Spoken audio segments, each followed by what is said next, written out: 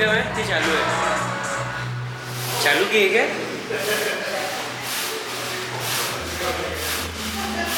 अरे रुक जाओ है।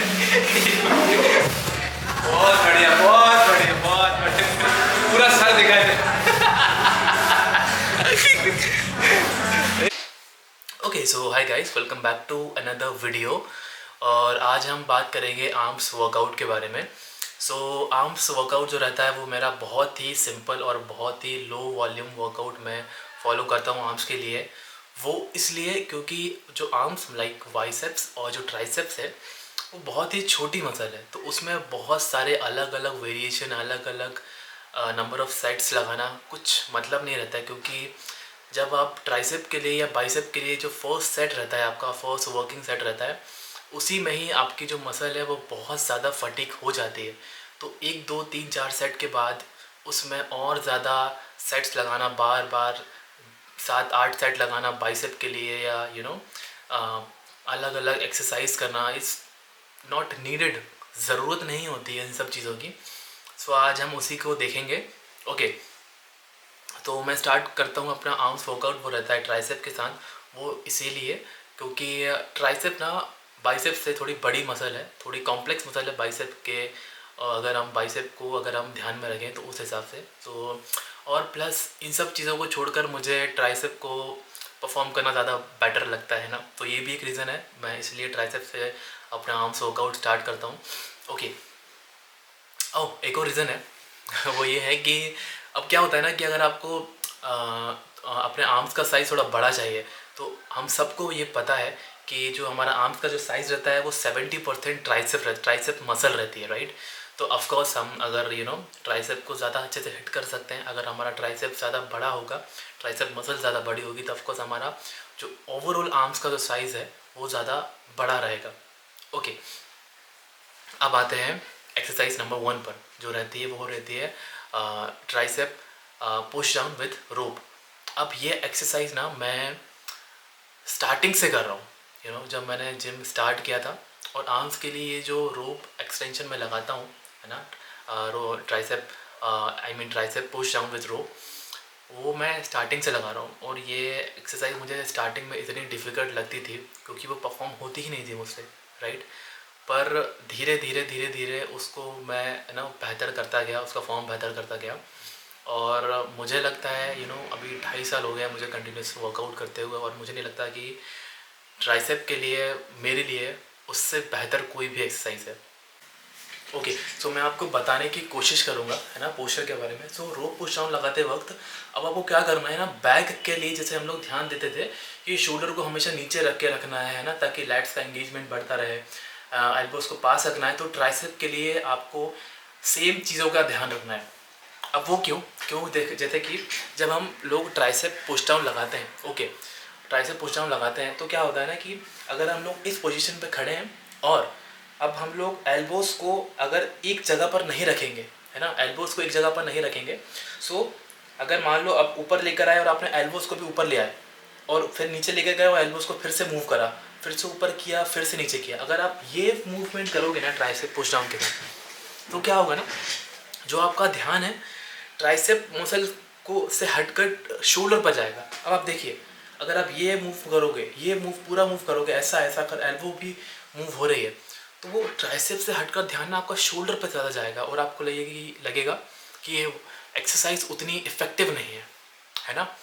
सो इन चीज़ों का आपको ध्यान रखना है। आपको एल्बोस को स्टिल रखना है, ऊपर गया तब भी स्टिल, और नीचे पूरा कॉन्ट्रैक्शन लेना है, होल्ड करना है, और फिर धीरे धीरे एकदम है ना स्लोली रैप परफॉर्म करना है। जितना स्लो रैप परफॉर्म करोगे उतना अच्छा आपको कॉन्ट्रैक्शन मिलेगा। तो इन चीज़ों का आपको ध्यान रखना है ट्राइसेप पुश डाउन लगाते वक्त। ओके, ठीक है। ट्राइसेप के लिए मैं सिर्फ 2 एक्सरसाइज लगाता हूँ। पहली की बात हमने कर ली, ट्राइसेप पुश डाउन के बारे में हमने बात कर लिया विद रोप। अब सेकंड जो एक्सरसाइज रहती है ट्राइसेप के लिए वो रहती है ट्राइसेप एक्सटेंशन, है ना, ट्राइसेप एक्सटेंशन, है ना। तो अब क्या होता है ना कि मैं अपने आर्म्स डे पर ट्राइसेप पुश डाउन लगाने के तुरंत बाद ना मैं बाइसेप्स लगाता हूँ। क्यों? ताकि वो जो 2 वर्किंग सेट्स रहते हैं उसके बाद ना अपने ट्राइसेप को थोड़ा रेस्ट देने के लिए, थोड़ा एक्स्ट्रा रेस्ट देने के लिए मैं बाइसेप्स पे चले जाता हूँ। है ना। तो बाइसेप मैं जो स्टार्ट करता हूँ वो रहता है मेरा प्रीचर कर्ल के साथ, है ना। सेम फॉर्मूला हर बार मैं यहाँ भी 1 से 2 वार्म अप सेट लगाता हूँ पहले। तो जो मेरा प्रीचर वाली इजी कर्ल जो रहती है ना बार, इजी बार जो रहती है उसके साथ मैं एक खाली बार के साथ एक बार वार्म अप, या फिर एक 2.5 kg की दोनों तरफ प्लेट लगाकर मैं एक वार्म अप सेट लगाता हूँ, है ना। 5 से 6 रैप बस वार्म अप सेट के लिए बहुत है। उसके बाद मैं एक्चुअल अपना वेट लगाता हूँ 7.5 kg की दोनों तरफ प्लेट लगाकर मैं 2 वर्किंग सेट लगाता हूँ और ट्राई करता हूँ कि 8 से 12 रैप्स के बीच में मैं फेलियर हिट करूँ। अब आपको इसमें भी ध्यान रखना है कि वो जो जब हम लोग प्रीचर कर्ल पर बैठते हैं, है ना, तो ना आपको हमेशा क्या करना है ना कि वो जो आपको अपने शोल्डर्स को ना एकदम चिपका लेना है मशीन के साथ। वो जो यहाँ पर जो आप हाथ रखते हो ना उस जगह पर आपको एकदम चिपका लेना है और शोल्डर को हल्का सा पीछे रखना है। एकदम ऐसे करके नहीं बैठना है, एक थोड़ा सा पीछे होकर बैठना है, जितना हो सके उतना पीछे रखना है और एकदम स्लो नीचे लेकर जाना है ना। और ऊपर आते पूरा कॉन्ट्रैक्शन लेना है, पूरा कॉन्ट्रैक्शन लिया और नीचे एकदम आराम से लेकर गए। अगर आपको पूरा नीचे लेते जाते वक्त आपको दिक्कत आ रही है, आपको लग रहा है कि अनकंफर्टेबल फील हो रहा है, मैं कहता हूँ अपने एक्सपीरियंस के हिसाब से कि आपको उस बार को पूरा नीचे लेने की कोई ज़रूरत नहीं है। अगर आप थोड़ा 70% तक भी उसको नीचे लेके जाओगे तो भी बहुत है। स्लो रैप्स परफॉर्म करिए और ऊपर लाते वक्त पूरा उसको स्क्वीज़ करिए ताकि कॉन्ट्रैक्शन अच्छा मिले। और 2 वर्किंग सेट मैं लगाता हूँ बाइसेप प्रीचर कर्ल के लिए। उसके बाद प्रीचर कर्ल के बाद मैं करता हूँ हैमर कर्ल। अब हैमर कर्ल के लिए क्यों करता हूँ, ऑफकोर्स हैमर कर्ल हमारे फोर आर्म्स के लिए रहती है और ब्रेकियालिस यहाँ पर जो एक मसल रहती है ना ब्रेकियालिस, उसके लिए रहती है। तो ऑफकोर्स उसके भी मैं सेम चीज़ रहती है। मैं पहले 10 किलो के डंबल से पहला एक वार्म सेट लगाता हूँ, फिर एक 12.5 से एक वार्म सेट लगाता हूँ और उसके बाद ये 3-4 रैप रहते हैं बस, है ना, वार्म सेट के यहाँ पर। उसके बाद थोड़ा रेस्ट करने के बाद मैं 15 kg के डंबल से 2 वर्किंग सेट लगाता हूँ और अराउंड 10 से 12 रैप्स ऑलमोस्ट निकलते हैं दोनों सेट में मेरे।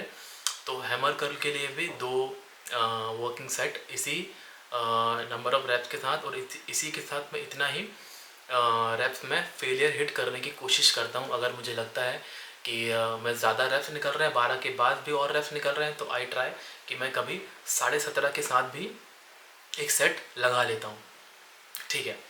तो वही बात आपको ध्यान रखना है हर एक्सरसाइज में कि आपको स्लो रैप परफॉर्म करना है।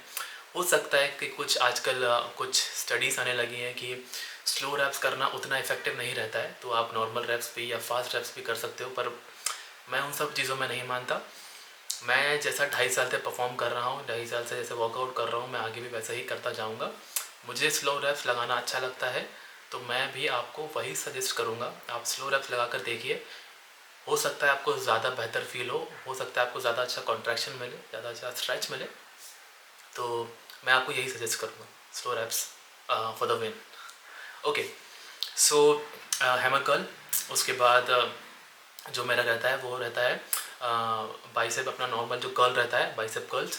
ओके, तो उसके लिए मैं वही सेम चीज़ फिर से सिर्फ एक वार्म अप सेट लगाता हूँ मैं 10 kg या 12.5 से, और उसके बाद 2 जो वर्किंग सेट रहते हैं मेरे 15 kg ऑफ डंबल के साथ। तो वही 8 से 12 रैप के बीच में मैं फेलियर हिट करता हूँ। और मैं ट्राई करता हूँ ना कि बहुत स्लो रैप्स परफॉर्म करूँ जितना हो सके। आई ट्राई कि जब मैं उसको ऊपर लेकर आ रहा हूँ जो स्क्वीज़ करने के लिए, तो यहाँ पर होल्ड हो सके, अगर 1 सेकंड का होल्ड हो सके ना, उसके बाद पूरा स्लो सेंट्रिक मूवमेंट पूरी स्लो।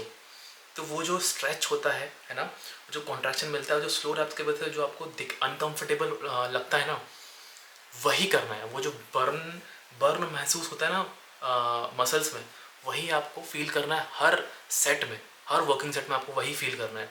वही ये जो बर्निंग सेंसेशन रहता है ना, वही आपको ज़्यादा अच्छा रिजल्ट देगा लॉन्ग टर्म में। तो अभी के लिए जो शॉर्ट टर्म खुशी रहती है कि ज़्यादा रैप्स लगा लेता हूँ, अच्छा पंप ले लेता हूँ, ये कर लेता हूँ, वो कर लेता हूँ, लॉन्ग टर्म में उतना अच्छा ये सब चीज़ें नहीं रहती हैं। आप ट्राई करें, स्लो रैप्स लगाएं, पार्शियल रैप्स लगाएं पर स्लो रैप्स ही लगाएं।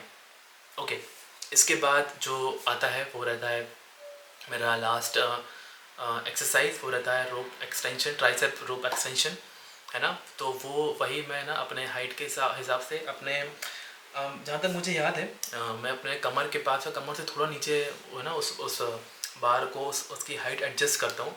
ज़्यादा नीचे नहीं लेकर जाता हूँ क्योंकि मुझे लगता है अगर मैं जितना ज़्यादा नीचे लेकर जाता हूँ उसको ना ऊपर क्या बोलते हैं, ऊपर स्क्वीज़ करते वक्त, ऊपर स्ट्रेच करते वक्त ना उतनी दिक्कत होती है एल्बोस में, है ना। और अब जितना ज़्यादा उसको नीचे एडजस्ट करते हो उसकी हाइट, तो वो क्या होता है ना कि आप फिर ज़्यादा वेट लगा नहीं सकते। ज़्यादा वेट लगा सकते हो, आप परफॉर्म कर सकते हो, फिर ना वो एल्बोज में थोड़ी दिक्कत आ सकती है ना। तो मैं ट्राई करता हूँ कि मैंने अपने हाइट के हिसाब से जो मुझे थोड़ा कंफर्टेबल लगता है वो थोड़ा सा वो जो ना बिल्कुल एकदम सही ट्राइसेप पर, यहाँ पर एकदम सही से मुझे फील आए, है ना। तो वो हाइट मैं चूज़ करता हूँ, है ना। और वही सेम फॉर्मूला ऊपर जो रोप के साथ लगाता हूँ मैं, एक्सटेंशन भी, है ना। तो रोप के साथ ये एक्सरसाइज लगाने का मेरा एक ही कारण रहता है, वो है वो जो आपको आप स्क्वीज करते हो ऐसा, और जो आप स्लो लेते जाते वक्त ना, पीछे लेके वक्त जो यहाँ पर इधर जो स्ट्रेच मिलता है ना, वो जो बर्निंग सेंसेशन मिलता है, वो यहाँ पर आप एकदम पीछे जब आपका हाथ रहता है और यहाँ पर जो होल्ड करते वक्त 1 सेकंड होल्ड करते वक्त जो जो बर्निंग सेंसेशन होता है ना, वो मुझे बहुत अच्छा लगता है। तो मैं हर बार हर रैप पर होल्ड कर कर, है ना, उसको लगाता हूँ, स्लो परफॉर्म करता हूँ। तो मुझे लगता है कि वो जो जो बर्निंग सेंसेशन होता है वो, उससे रिजल्ट बहुत अच्छे मिलते हैं ट्राइसेप में। तो मुझे लगता है solo raps always for the win. So ये रहा एक छोटा सा मेरा आर्म्स डे। और हाँ, आई होप आपको कुछ चीज़ें जो फिर से मैं दोहरा देता हूँ कि आपको स्लो रैप्स परफॉर्म करना है, 8 से 10 रैप्स के बीच में आपको फेलियर हिट करना है, ऐसा वेट चूज़ करना है कि आप 8 से 12 रैप्स के बीच में आप फेलियर हिट कर सकें। ज़्यादा वॉल्यूम लगाने की ज़रूरत नहीं है किसी भी मसल ग्रुप के लिए, है ना। हर मसल को सेम एंगल से अलग अलग एक्सरसाइज को अलग अलग एक्सरसाइज लगाकर सेम एंगल से हिट करने की कोई ज़रूरत नहीं है ना। आपको लग सकता है कि लो वॉल्यूम में आपको शायद उतना अच्छा फील ना हो, आपको लगे कि यार थोड़ा और एक्सरसाइज कर लेता हूँ, बट आप उसकी आदत डालिए। और जब आप लो वॉल्यूम करोगे तो क्या होगा ना कि आपकी जब नेक्स्ट आर्म्स जाएगा तब तक आपकी मसल्स ना, बाइसेप ट्राइसेप या जो भी मसल रहेगी, तब तक बहुत अच्छे से रिकवर हो जाएगी, है ना। तो इसलिए ज़रूरी है लो वॉल्यूम लगाना। ज़्यादा वॉल्यूम लगाओगे, आपकी हो सकता है आपकी मसल उतने अच्छे से रिकवर ना हो, और जब आपका फिर से आर्म्स डे आएगा आप उतने अच्छे से अपने आर्म्स को हिट ना कर पाएँ। तो इसलिए जो ये जो रीज़न्स हैं, मैं बोलता हूँ लो वॉल्यूम हमेशा करिए और रिकवरी अच्छी रखिए और स्लो रैप्स परफॉर्म करिए। ओके, सो क्या अभी आगे जो भी रहेगा I'll add more things in this video, or I'll see you guys in the next short or next video. Thank you.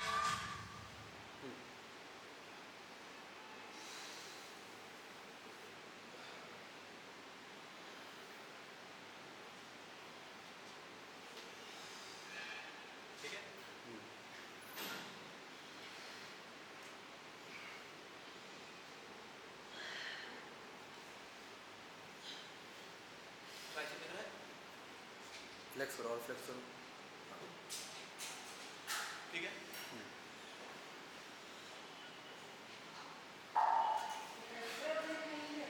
देखना आर्नोल्ड मारो। गुड।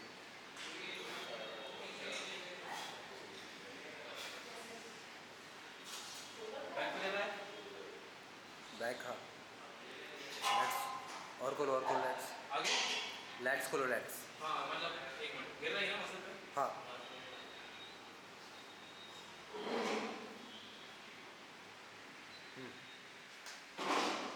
गुड। अभी आ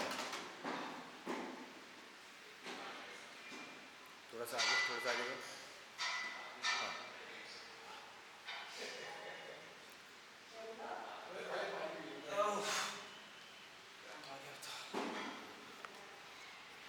मेरे और थोड़ा सा इधर। हाँ, थोड़ा पीछे जाओ।